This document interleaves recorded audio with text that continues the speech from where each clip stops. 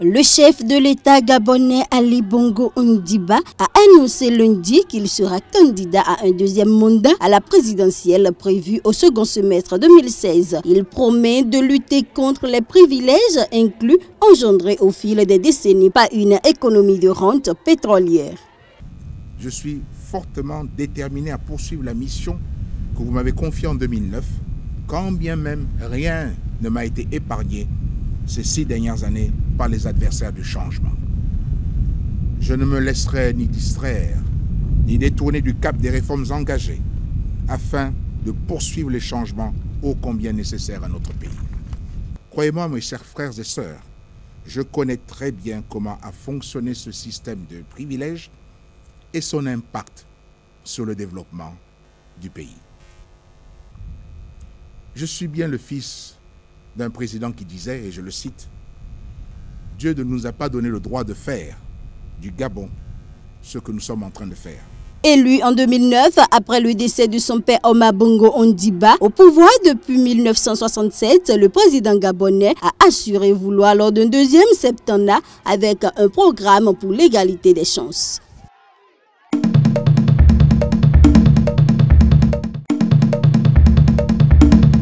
L'ancien Premier ministre français Alain Juppé, candidat à la primaire à droite pour la présidentielle, a déclaré après sa rencontre avec le président tunisien Béji Caïd Essebsi que beaucoup de chemin a été parcouru en Tunisie sur la voie de la démocratie.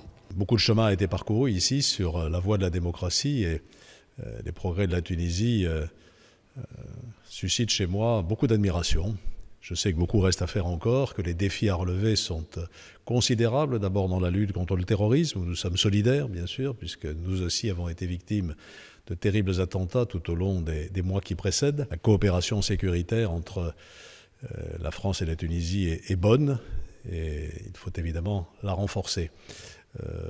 L'autre défi, c'est le défi économique, qui est lié d'ailleurs au précédent, puisque le terrorisme a fortement affecté l'économie de la Tunisie. L'ex-premier ministre français fait l'éloge de la solidarité en Tunisie. Il a visité aussi l'école de commerce IHEC, où il a fait état de la situation en Libye et de l'importance de la solidarité face au terrorisme. Il va de soi que l'urgence première est l'établissement en Libye d'un gouvernement d'unité nationale, capable de reprendre en main ce pays martyrisé par les affrontements entre groupes armés.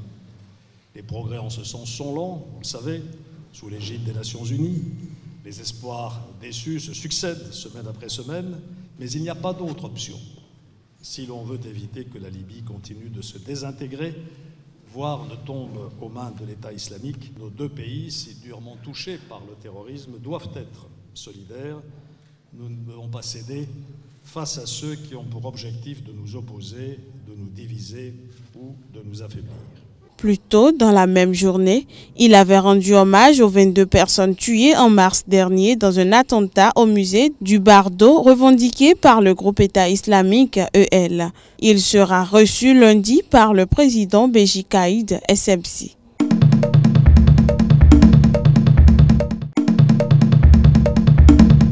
Le Maroc et l'Allemagne ont déclaré lundi vouloir signer un nouvel accord pour améliorer la lutte contre le terrorisme et rapatrier au Maroc des ressortissants marocains. Ceci à l'occasion d'une visite à Rabat du ministre de l'Intérieur allemand Thomas de Maizière.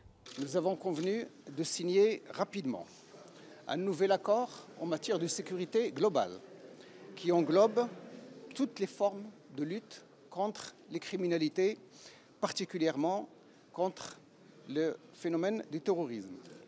Nous avons également convenu de coopérer pleinement pour que des personnes mal intentionnées utilisent le flux des réfugiés qui va vers l'Allemagne en ce moment pour passer comme des réfugiés. Il y a quelques personnes qui sont parties du Maroc dans ce cadre-là. Pour l'instant, celles que nous avons identifiées ne sont pas très nombreuses. C'est quelques dizaines. Ces ressortissants marocains seraient arrivés en Allemagne en 2015 en se faisant passer pour des réfugiés syriens. Le ministre de l'Intérieur allemand renseigne sur le niveau de l'accord politique sur la sécurité qui était en cours de négociation. Nous avons atteint un accord politique sur la sécurité que nous avons négocié pendant plusieurs années et que nous allons maintenant finaliser. Il couvre différents domaines de la coopération dans la lutte contre le terrorisme international, la lutte contre la contrebande, les trafics, la lutte contre la criminalité organisée et la lutte contre la migration illégale. Restent quelques détails techniques à échanger avant de pouvoir signer. Nous avons convenu premièrement de nous concentrer sur les ressortissants marocains venus en Allemagne en 2015 et pour les Marocains qui se font passer pour des Syriens. Le processus de rapatriement de ces ressortissants marocains qui se font passer depuis 2015 pour des Syriens sera bientôt mis à exécution.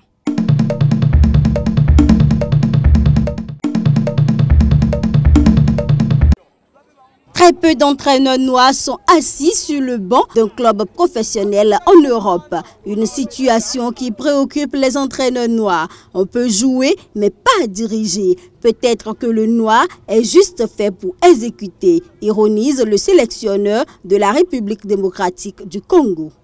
Il n'y a pas d'entraîneur noir en Europe, ça il faut poser la question aux dirigeants européens.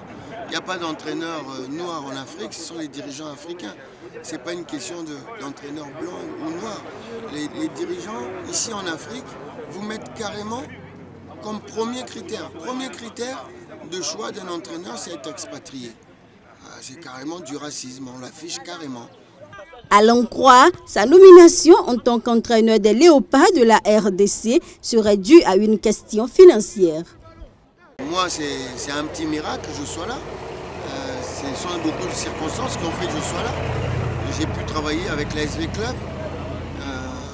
J'ai pu avoir quelques résultats intéressants avec la SV Club. Donc j'ai été remarqué au niveau du pays. Mais tout ça, c'est aussi une question financière parce que le gouvernement a décidé que pour un entraîneur, on ne donnait pas plus d'une certaine somme. Donc à une certaine somme, il n'y a plus de sorcier blanc. Donc il n'y avait plus qu'un médecin noir à prendre. Donc voilà, on a pris un médecin noir, le Florent Ibenge que je suis, parce que financièrement, on ne pouvait pas avoir un blanc. Notons que sur 92 clubs professionnels en Angleterre, on compte 4 entraîneurs noirs, ce qu'on pourrait qualifier de discrimination positive.